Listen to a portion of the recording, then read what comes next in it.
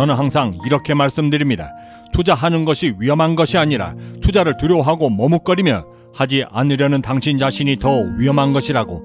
그리고 실제로도 생각에 머물러 아무것도 하지 않는 사람들보다 아주 작은 실천이라도 행동에 나서 실행에 옮겨 그것이 무엇이든 결과를 내려 노력하는 사람들이 훨씬 더 부자가 될 가능성이 높은 것입니다.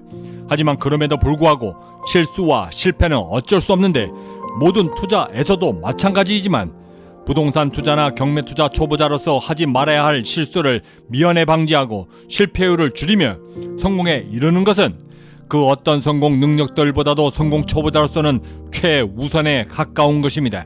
이유는 앞으로 얻게 될 성공의 질과 평생 내가 얻게 될 부의 크기가 이에 따라 결정되기 때문입니다. 오늘은 그 실수와 실패를 줄일 수 있는 방법들에 대해 말씀드립니다. 권리 분석. 경매와 일반 부동산 매매의 가장 뚜렷한 차이점은 권리 분석을 부동산 중개인이 나를 대신해 해주느냐 아니면 그렇지 않느냐의 차이에 있습니다.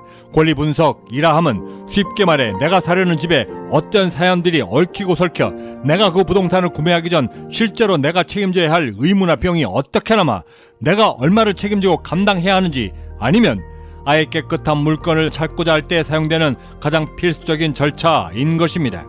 우리가 경매나 공매에 관심을 두는 것은 단연코 높은 시세 차익 때문입니다. 남들보다도 싼 가격에 사서 비싸게 팔아 수익을 얻고자 하는 구조이죠. 이때 권리 분석은 내가 먹어도 탈이 없는 사과인지 아니면 독이 든 사과인지를 파악하는 데 매우 유용하게 사용될 뿐만 아니라 가장 기초적인 부동산 투자 행위로서 필수적인 행위인 것입니다. 먼저 가성비 좋은 권리 분석을 위해 가장 먼저 추천드리는 첫 번째 행동 지침은 철저하게 내 경험과 지식이 미치는 곳에까지만 도전에 나서는 것입니다. 유치권이네 법정 지상권이네 분묘 기득권이네 만약 이런 용어들이 여전히 낯설고 어렵다면 취할 수 있는 행동은 거의 세 가지에 해당됩니다.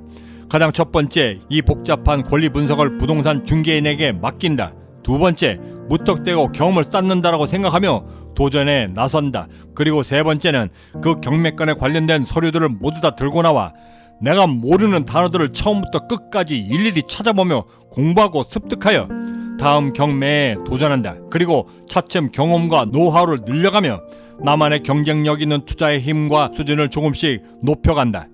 지금 제가 추천드린 방법들 중에서 지극히 이성적인 분이시라고 한다면 당연히 마지막에 말씀드린 세 번째 방법을 선택하실 것입니다. 하지만 의외로 실제 경매 시장과 부동산 투자 시장에 들어가 보면 제가 말씀드린 중개인에게 맡기거나 혹은 지식조차 없으면서도 조바심에 무턱대고 투자에 나서며 일확천금을 노리는 사람들이 의외로 많다는 것입니다. 명심하셨으면 좋겠습니다. 투자 시장에서 모르는 것은 절대 흠이 아닙니다. 모름에도 불구하고 갖고 있는 재산 거기에 대출까지도 모두마다 인생 자체에 배팅하는 것이 오히려 더 흉에 가까운 것입니다. 모르는 것을 부끄러워하지 말고 노력하지 않고 도전하는 당신을 더 두려워하라. 이것이 제가 첫 번째 드리는 당부의 말씀입니다. 체하지 않도록 하라. 물론 권리 분석에 나설 때 보게 되는 대부분의 서류들은 사회생활을 일정 기간 하게 되면 손쉽게 얻게 되는 기초적인 지식만으로도 충분히 알아낼 수 있는 내용들이 대부분입니다. 하지만 약 10%에서 20%의 경매 물건들은 공부를 해야만 입찰에 응할 수 있는 수준의 것들이 분명 존재합니다. 경매에 처음 뛰어드는 초보자들은 착각하게 됩니다. 권리가 난해하고 어려울수록 낙찰받았을 때 상대적으로 높은 수익을 올릴 수 있을 것이라고. 물론 그 모든 것들이 해결이 된다면야 지극히 당연한 얘기일 것입니다. 하지만 확률상 그럴 가능성은 거의 없고 더욱이는 그렇게 해서 성공한 사람들은 거의 없다는 사실입니다. 분명히 아셔야만 하는 것은 이 특별한 권리 분석들을 해결하기 위해서는 일반 물건들보다도 상대적으로 더 많은 시간은 물론이고 더 큰 위험 부담 역시도 상대적으로 매우 크다는 사실입니다. 제가 특히나 좋아하는 증시 격언 중에 약세장, 강세장, 우대서는 누구나 돈을 벌 수 있지만 그 어떤 장이든 절대 욕심으로는 돈을 벌지 못한다는 말이 있습니다. 이는 비단 증권 투자에만 국한되지 않습니다. 부동산 시장, 경매 시장에도 이 역시도 엄격히 적용되는데 초보자일 때 나는 일반적인 경매 물건으로도 충분히 돈을 벌 수 있다라고 믿고 도전하는 것은 거대한 인생의 쓰나미에서 휩쓸리지 않고 생존해내는데 그 무엇보다도 용이하게 사용될 것입니다. 운전도 사고 비율이 가장 높을 때는 초보 딱지를 떼고 한두 달 사이로 한 손으로 운전하며 차창 밖으로 반대쪽 손을 내밀어 운전할 때인데, 한두 번 경매 투자에 성공하게 되면 왠지 모를 자신감에 무럭무럭 자라 호기 어리게 특수 물건에까지 도전해야겠다라고 섣불리 덤벼들어 순식간에 삶 자체를 위기로 빠뜨리게 되는 것입니다. 지방에 있던 오피스텔 한 동이 통째로 경매에 나온 적이 있었습니다. 최종적으로 50% 미만까지도 유찰이 되었고, 이때 저를 찾아왔던 한 경매 초보자는 하늘이 주신 인생의 마지막 찬스다라고 여겨 만약 50% 미만의 낙찰을 자신이 받았을 때 갖고 있던 자본금은 하나 들이지 않고도 오로지 대출금과 현재 살고 있는 임차인의 전세 보증금만으로도 충분히 매입이 가능할 것이다라고 판단이 되었고, 낙찰받기 약 3일 전 그래도 양심상 현장 조사만큼은 해야겠다라고 차를 타고 달려가 약 1시간 동안 주변 입지, 건물 외관, 그리고 현관문 직전까지의 시설물 모두를 살피며 거기에 위층까지도 올라가 나름의 오피스텔 전체 환경을 두루 살폈고, 여기에 주변 시세, 평판, 그리고 제일 중요한 황금성이 얼마나 되는지까지도 꼼꼼히 따져가며 조사하게 됩니다. 그렇게 확신이 무르익을 무렵 마지막에 들렸던 한 부동산 중개 사무실에서는 심지어 자신을 포함해 많은 사람들이 조사를 하고 갔다라고까지 듣게 되며 더더욱 확신에 차 곧바로 경매 입찰에 임하게 됩니다.